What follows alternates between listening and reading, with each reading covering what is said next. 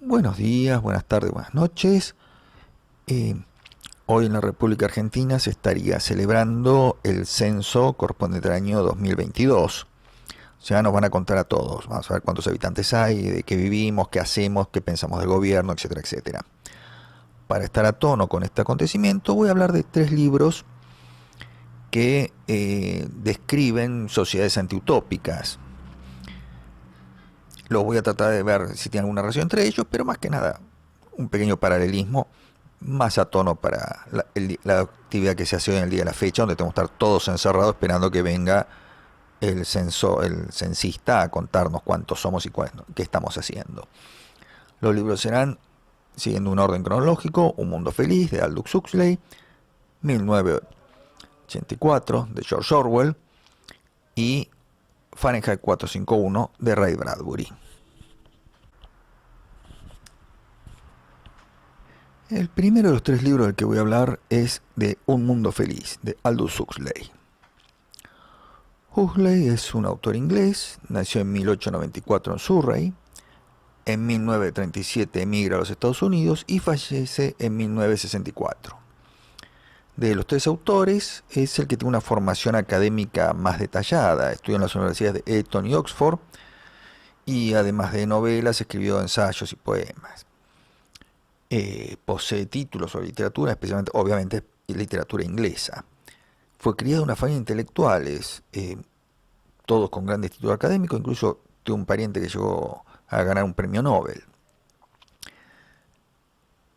Cuando él publica Un Mundo Feliz es el año 1931, si mal no recuerdo, y describe una antiutopía basada principalmente en lo más moderno que se conocía en esa época, que era producción en masa. Producción en masa era el método de fabricación conocido actualmente como sistema fordiano, es decir, cadena de montaje, producción, la fábrica tiene absolutamente todo. A los que les gusta la economía siempre se hacía la oposición muy en la década del 80 a lo que era el método de economía fordiano y el método toyotista. Pero bueno, sigamos adelante. Eh, en esa sociedad totalmente evolutiva, todo es producido en masa, los seres humanos son producidos en masa y y son diseñados genéticamente. Entonces tenemos los alfa, que serían los intelectuales, los más capacitados, los beta, que serían una especie de clase media burocrática, los tetra, etcétera, etcétera, etcétera. Todos van bajando un nivel, depende de sus tareas y su modelo. Cada uno de ellos está perfectamente feliz en su función porque son programados por medio de la educación. Tengamos en cuenta que en esa época no había computadoras, no eran tan comunes, la computadora era el consuelo de una calculadora. El concepto de programar a una persona estaba más pensado por el lado del hipnotismo, los condicionamientos y todo eso. De hecho, se hace referencia mucho al método Pavlov y a los métodos malthusianos de reproducción. Entonces todos están contentos con su rol. Cualquier problema se soluciona con una sobredosis de droga. Aclaremos que el amigo Huxley estudió y según algunas malas lenguas dice que también consumió bastante algunos tipos de sustancias psicodélicas y todo eso. Era muy común en esa época. Entonces, el sistema, llamémoslo opresión, era un tema de diseño.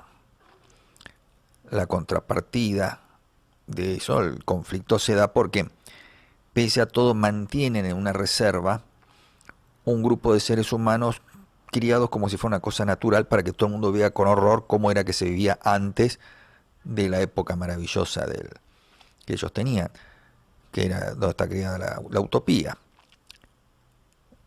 El conflicto con el pasado es tan grande, por ejemplo, que se cambia el sistema de calendarios. Toda esa época, en vez de ser antes o después de Cristo, es antes o después de Ford. Y está orientado esa época, si me acuerdo, en el año 600 después de Ford. O sea, un futuro bastante lejano.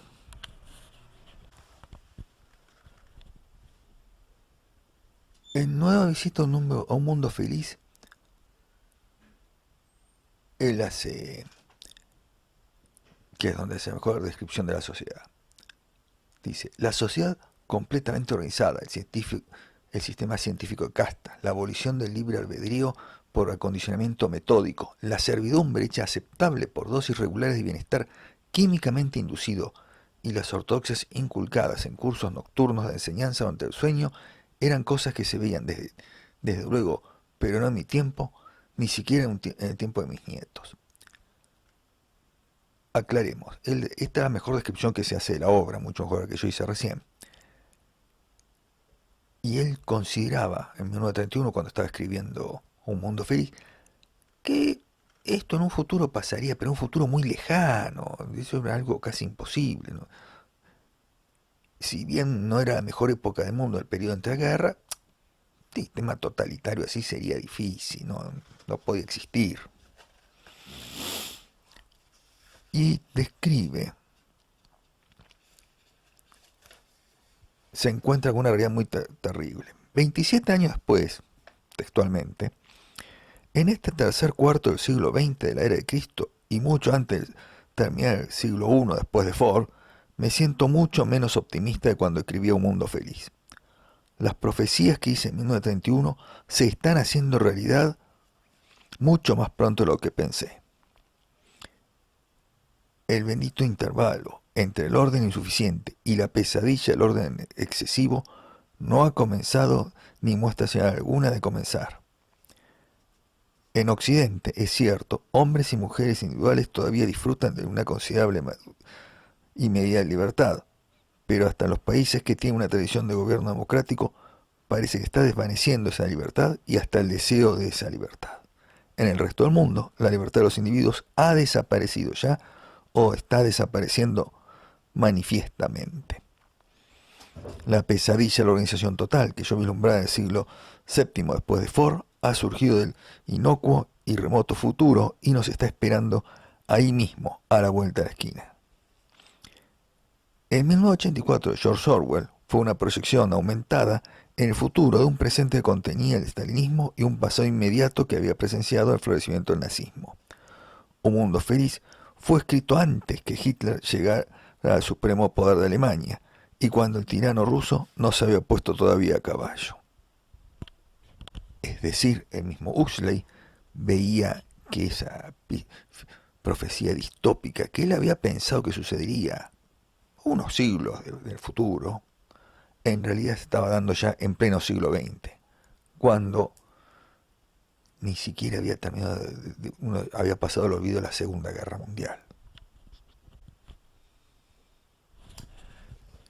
Siguiendo un poco de orden cronológico, del segundo libro que voy a hablar es obviamente 1984, de George Orwell. Brevemente, ¿qué podemos decir, amigo Orwell? Bueno, su verdadero nombre era Eric Arthur Blair. Nació en la India británica en 1903 y falleció en Londres en 1950. Tuvo una vida bastante agitada este buen hombre.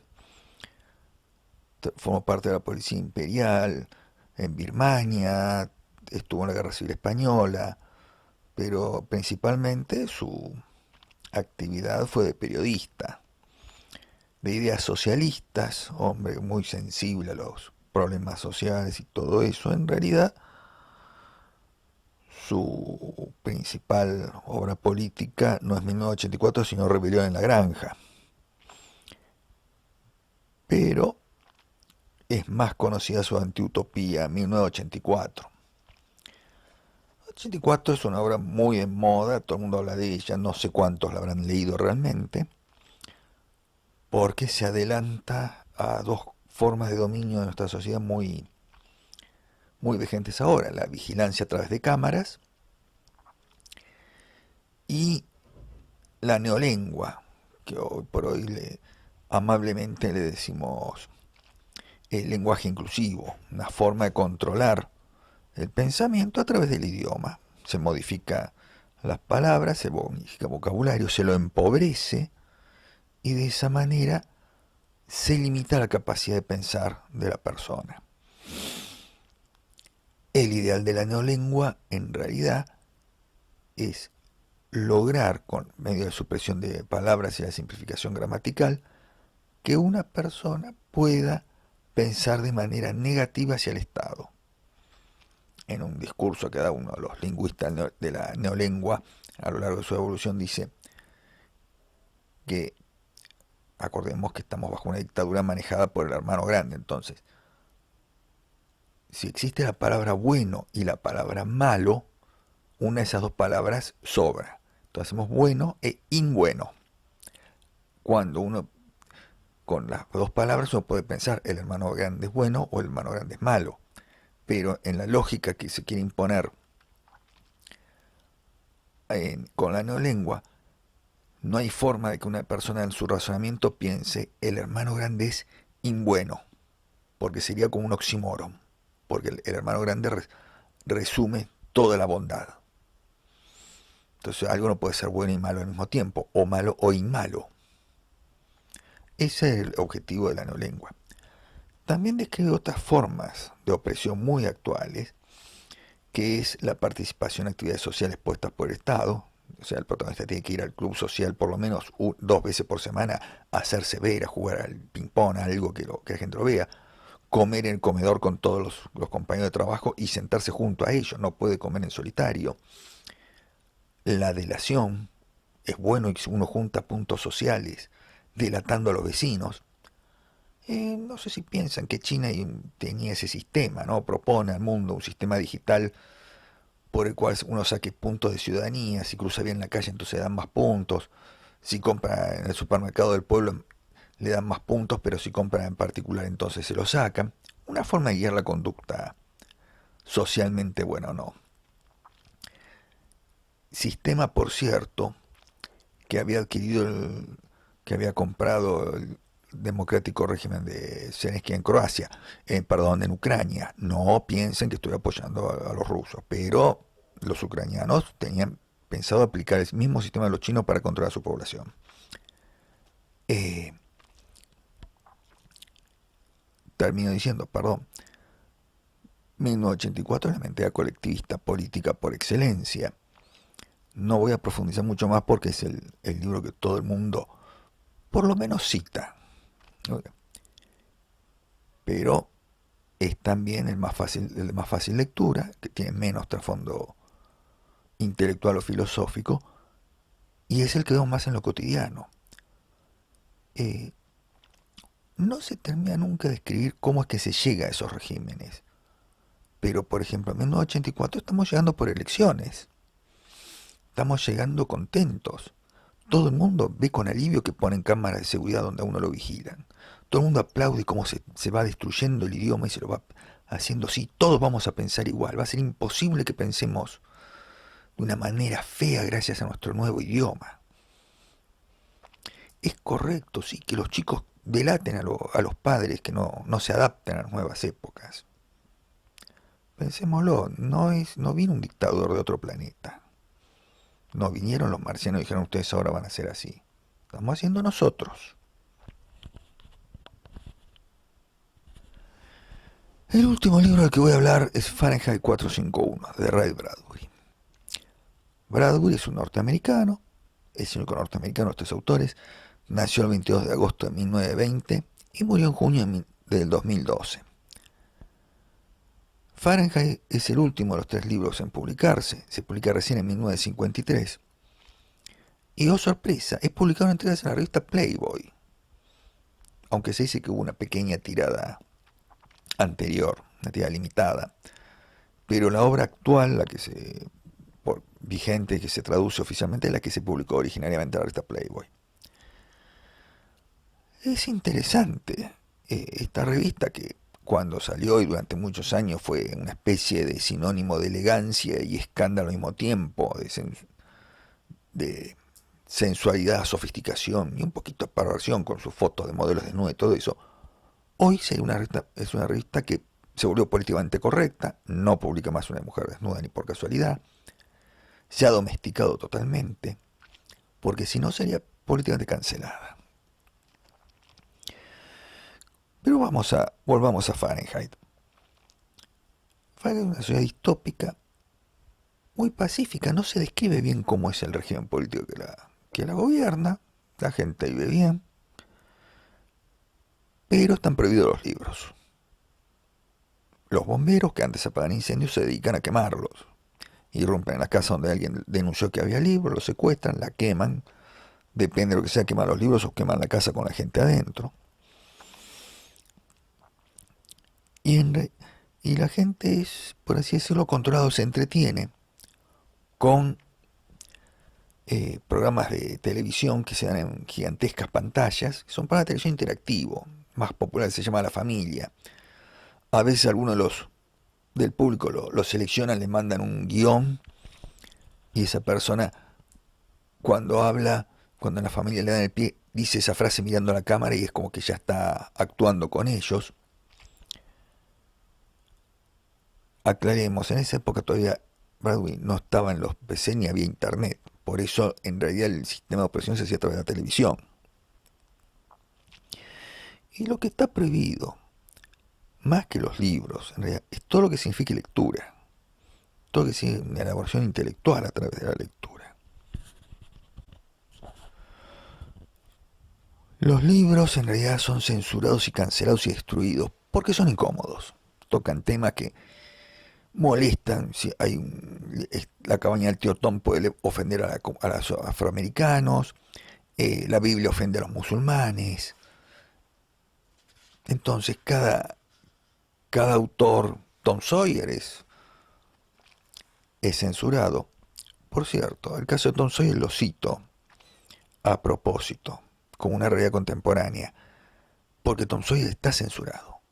Por más que Mark Twain fue un gran defensor de la libertad y fue un enemigo de la esclavitud acérrimo, en Estados Unidos, y creo que también en la sección en castellano, él usaba, cuando se refería a la gente de color, a los afroamericanos, los describía como níger, que era el término que se usaba en esa época. Como es un término ofensivo, obviamente lo suprimieron. Entonces, uno de los principales defensores de la libertad está censurado en la época de la libertad. Con respecto a la Biblia, por ejemplo, hay una parte que me va a permitir leer donde el protagonista habla con una suerte intelectual que solía en la época y este le explica.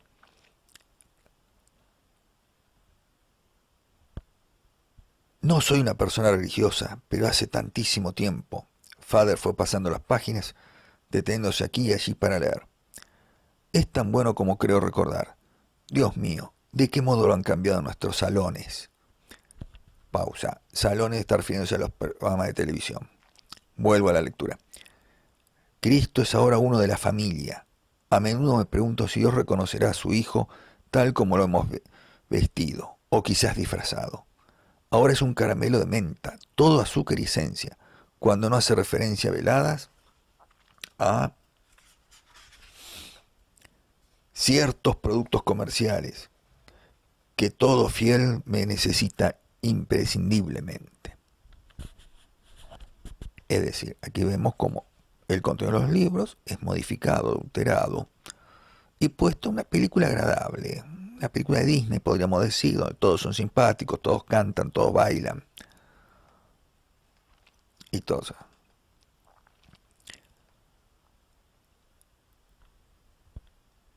¿Sabe por qué los libros como este son tan importantes? Porque tienen calidad. ¿Y qué significa la palabra calidad? Para mí significa textura. Este libro tiene poros, tiene rasgos. Este libro puede colocarse bajo el microscopio. ¿Por qué son incómodos? ¿Por qué a la gente no les gusta? ¿Por qué al sistema les molesta? Bueno, esta es una descripción de por qué lo hace.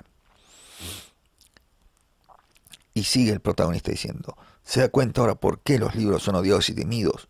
Muestran los poros del rostro de la vida. La gente, como Donna, solo desea ver caras de luna llena, sin poros, sin pelo, inexpresivas. Vivimos en una época en que las flores tratan de vivir sobre las mismas flores, en lugar de crecer gracias a la lluvia y al negro estiércol. Incluso los fuegos artificiales, pese a su belleza, proceden de la química de la tierra. Y sin embargo, pensamos que podemos crecer alimentándonos como flores y fuegos artificiales sin contemplar el cielo. Es decir, la sociedad opresiva de Fahrenheit 451 no deja de ser una sociedad light, sociedad linda, sin problemas. Quemamos lo que nos sirve. Y sin embargo es opresora y destruye todo lo que lo rodea.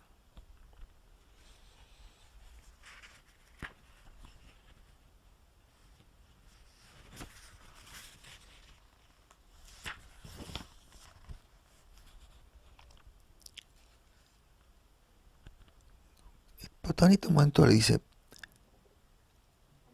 ahí dice, cuando hablan qué es lo que necesita la sociedad actual, él le explica, bueno, ya veo lo que necesidad de los libros, la textura, la información. Entonces el protagonista le pregunta, ¿qué es lo segundo que necesita la sociedad? Ocio, le contesta. Y asombrado el protagonista le contesta, disponemos de muchas horas después del trabajo. De horas después del trabajo sí, pero ¿y tiempo para pensar? Si no se está conduciendo un vehículo a 150 kilómetros por hora, de modo que solo pueda pensarse en el peligro que se corre, se está interviniendo en algún juego o se halla uno sentado en el salón, de donde es imposible discutir con el televisor de 4 paredes. ¿Por qué? El televisor es real, es inmediato, está ahí y tiene dimensión. Te dice lo que debes pensar y te lo dice a gritos. Debe de tener razón, parece tenerla. Te hostiga de formas tan apremiantes como que aceptes tus propias conclusiones, que tu mente no tenga tiempo para protestar, para gritar, ¡qué tontería! Es decir, y acá dejo la lectura, volvemos un poco al mismo tiempo. Primero la observación, acordemos que estos libros no había internet, no había el medio más invasivo que había para el hogar de uno era la televisión. Pero volvemos a un sistema de opresión intelectual muy fuerte. Uno ya no tiene tiempo útil para el ocio. Acá no estamos hablando de un ocio que, bueno, me tiré como vago y no hago otra cosa. Fahrenheit es quizás el libro más filosófico. Se habla de Ezequiel, el ocio creador, de poder sentarme a pensar qué es lo que me dijo esta persona. Hoy por hoy no existe el diálogo, no existe la conversación. Estamos en la época de la proclama absoluta. Yo mismo, o acá estoy haciendo un discurso, no estoy dialogando con nadie, estoy explicando algo para que alguien lo escuche, pero nada más. Pero no hay un debate, no, o sea, no hay un debate, y además debate ya es una palabra que no me gusta. Debate se ha convertido en una competencia, a ver quién dice el discurso más lindo. Ni siquiera es retórico. Pero no deja de ser un sistema de opresión. Tenemos la propaganda permanente a través de canales de televisión, a través de series, a través de dibujos. Y la única realidad que tenemos es a través de la pantalla. Es el sistema de opresión perfecto. La pantalla es la que nos guía, nos controla, sabe lo que queremos porque le damos nuestros datos. Y permanentemente estamos controlados por ella.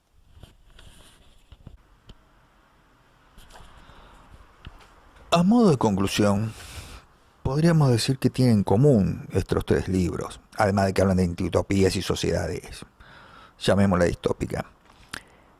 En primer punto, podríamos decir que los 3 tratan con un desprecio absoluto y una manipulación del pasado.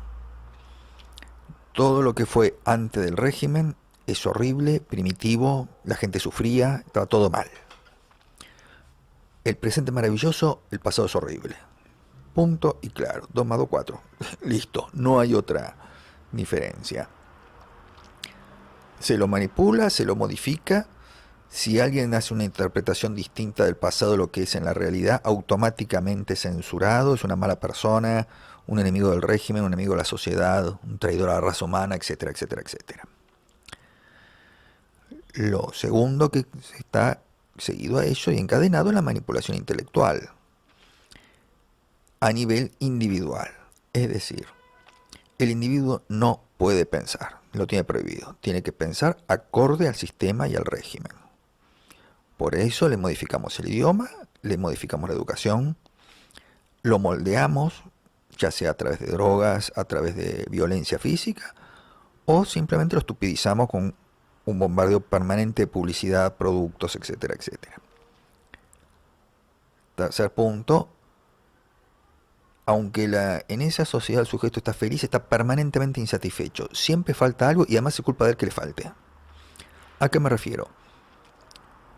En un mundo feliz tienen supuestamente de todo, pero necesitan permanentemente tener que estar satisfechos con algo. Necesitan la droga, necesitan algo, si no, no pueden estar conformes.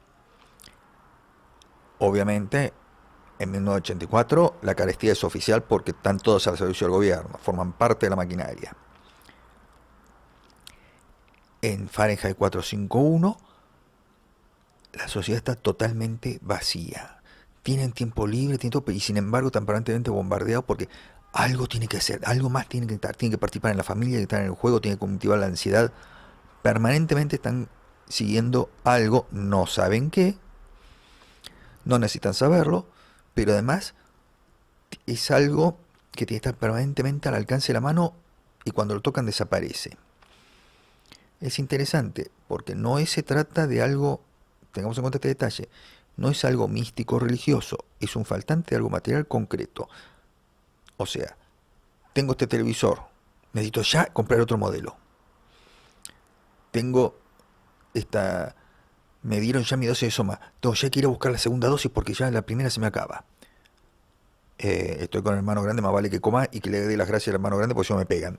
Digamos, es el más realista y el menos capitalista de las tres obras. Recuerden que Orwell era socialista, muchacho. Había visto toda la bestialidad del marxismo y seguía siendo socialista, era muy obstinado. Pero bueno, esa es un punto en común. Tercer punto en común que voy a señalar, y me parece que es el más grave. Nunca se describe cómo llegó ese régimen al poder. Orwell creo que da un poco la intención de que habría una especie de revuelta, algo, pero en realidad se llegó voluntariamente a ese régimen. La sociedad lo quiso, la sociedad lo votó. Y eso es lo más alarmante para mí. A ver, para los millennials fanáticos de las guerras galaxias y todo eso. ¿Se acuerdan el capítulo? No me acuerdo ya la sexta, la séptima, todo eso de ese bodrio. Cuando votan por el emperador en el Congreso y cancelan la República. Entonces la embajadora, protagonista, no era la principal, Leida, dice, así muere la República. No con un grito, sino con un aplauso y todos aplaudiendo que eligieron al dictador. Bueno, algo parecido a lo que pasó en esos regímenes. Todo el mundo votó porque se pusiera ese régimen y les pegara a todos. A nadie se le ocurrió pensar, muchachos, ¿nos van a cortar la cabeza? Algo parecido está sucediendo en este momento en Occidente. Más en nuestro continente de Sudamérica. Muchachos, tengan cuidado, porque están todos votando, ahí este es más lindo, es menos malo, lo que sea, y estamos votando lo que nos van cortando la cabeza. Hemos aplaudido que nos encierren, hemos aplaudido que nos prohíban hablar, hemos aplaudido que nos cancelen el lenguaje, hemos aplaudido que hagan lo que quieran con nuestros ahorros. Muchachos, ¿estamos tan seguros que queremos vivir en democracia? ¿Estamos seguros que queremos ser gente libre? Creo que eso es la principal advertencia de leer 3 libros como estos juntos. Nadie sabe cómo llegó ese sistema al poder. Pero les aclaro, no fueron, insisto, no fueron los marcianos. No salieron los reptilianos del centro de la Tierra y dijeron, ahora son todos esclavos. No. Fuimos solitos, los pusimos nosotros solos en el poder. Los humanos, los actuales, los contemporáneos. Somos los que elegimos, ay, qué lindo, este hombre dice que nos va a prohibir todo, lo votamos. Cuidado. Cada vez que alguien dice, ay, me parece bien que se prohíban los coches rápidos. Flaco, cuando necesites una ambulancia cagaste, ¿eh? Tengan cuidado cuando estén tan contentos que se prohibió algo. Porque cada vez que se prohíbe una cosa, no se prohíbe una cosa, se prohíben 4 o 5 por atrás y no las vimos. Ese es mi mensaje de optimismo para hoy. Señores, lean un poquito más y sueñen con los angelitos.